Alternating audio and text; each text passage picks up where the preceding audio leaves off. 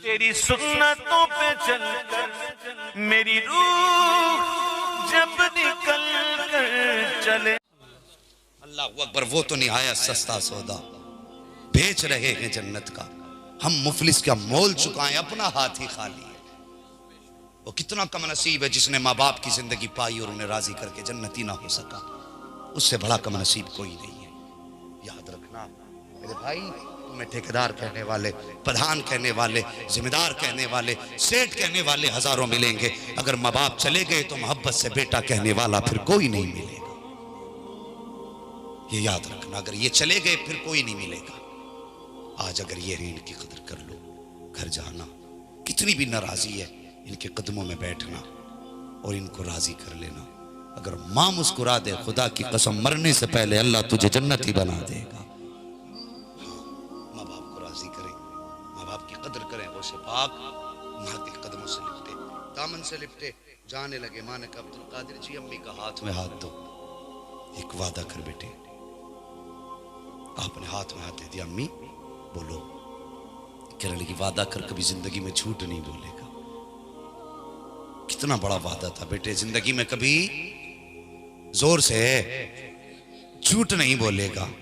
मां थी, ये सबक देखो, एक सबक में कितनी चीजें पोशीदा थी। हर फसाद, हर गुनाह की बुनियाद झूठ होता है। मां ने कहा अब्दुल कादिर झूठ नहीं बोलना है। कहने लगी मां तेरा बेटा हूं, जब तुझसे मिलूंगा इस हाल में मिलूंगा कि तुझसे कभी बेटे को शिकायत नहीं होगी। ये कह के जब निकले, रास्ते में तुमने सुना होगा डाकुओं ने घेर लिया, कुछ है कि है क्या गए कि 40 अशरफी बच्चा है, छोटा समझ के छोड़ दिया, चले गए। बाद में पकड़ा, फिर पूछा कहा है कहाँ है कि दिखा। आपने खोली सदरी, सामने डाल दिए। डाकुओं का सरदार रोने लगा। उसने कहा बच्चे बता तो सही, तू अगर चाहता तो ये अशरफी बचा के ले जाता, तूने मुझे बताया क्यों?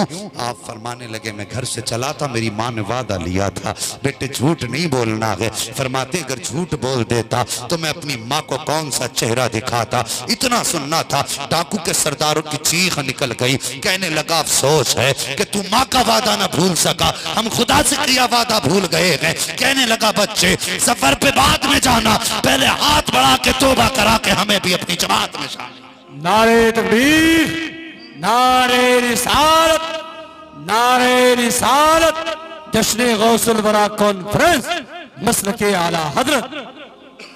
भाई कोशिश करें, माँ बाप की खिदमत करें, झूठ से बचे। और फिर खुदा ने इतने इल्म से नवाजा। फरमाते हैं दरस्तुल इल्म हत्ता सिरतु कुतबा, फिर मैंने इतना इल्म सीखा यहां तक कि अल्लाह ने मुझे कुतबियत की डिग्री अता फरमा दी।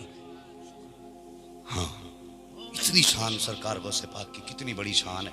कौन बयान करे, कहां तक बयान करे। ओ यार, जिसके इशारे से मौत और जिंदगी खेला करती हो, फिर उसकी शान का अंदाजा कौन लगा सकता है?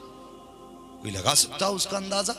अल्लाह अकबर। मगर देखो पूरी जिंदगी लोग कहते हैं कि जो वली होता है, आलिमों की लाइन अलग, वलियों की अलग। इन उलमा से पूछिए, जमात बैठी उलमा की, इनसे पूछिए। गौसे पाक सिर्फ वली ऐसे ही नहीं थे, मज़ार पे बैठने वाले नहीं थे, बल्कि सरकार गौसे पाक बाज़ाब्ता तौर पर मदरसे में पढ़ाया करते थे, दरस हदीस दिया करते थे, दरस कुरान दिया करते थे।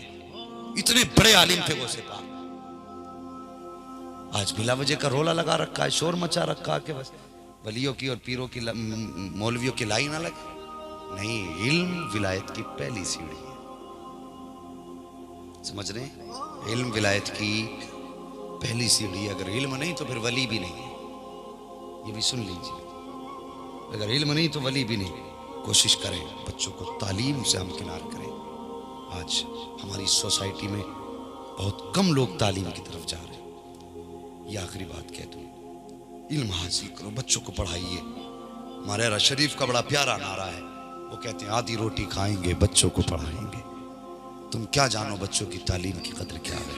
आज आधा पेट रोटी खाइए, बच्चों को इल्म सिखाइए, इनके हाथ में कलम दीजिए।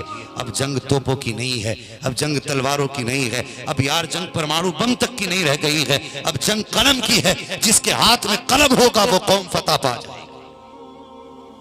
हमारी कौम तालीम में पीछे है, पढ़िए, आगे बढ़िए। और जब तालीम होगी अपना हक आप ले सकते हैं। अगर तालीम नहीं तो हक नहीं ले सकते। बच्चों को पढ़ाइए। माँ बाप को लालच होता 200-300 रुपए की मजदूरी की खातिर बच्चों की जिंदगी तबाह कर देते। 300 रुपए में एक वक्त का खाना मिलेगा, लेकिन तूने बच्चे के 50 साल तबाह कर दिए। बच्चे के 50 साल बर्बाद कर दिए हमने। कोशिश करें बच्चों को पढ़ाएं, उन्हें इल्म की दौलत दें।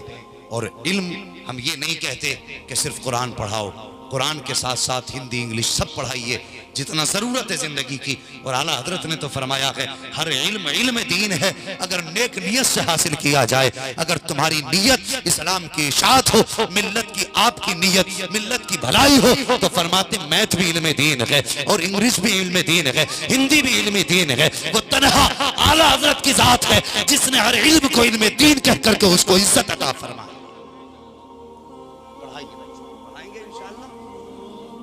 इंशाअल्लाह हम साल में 2 लाख रुपए जलसे पे खर्च करते हैं। कीजिए, अगर ये जलसे नहीं होंगे तो ये सबक कहां से मिले, ये भी जरूरी है।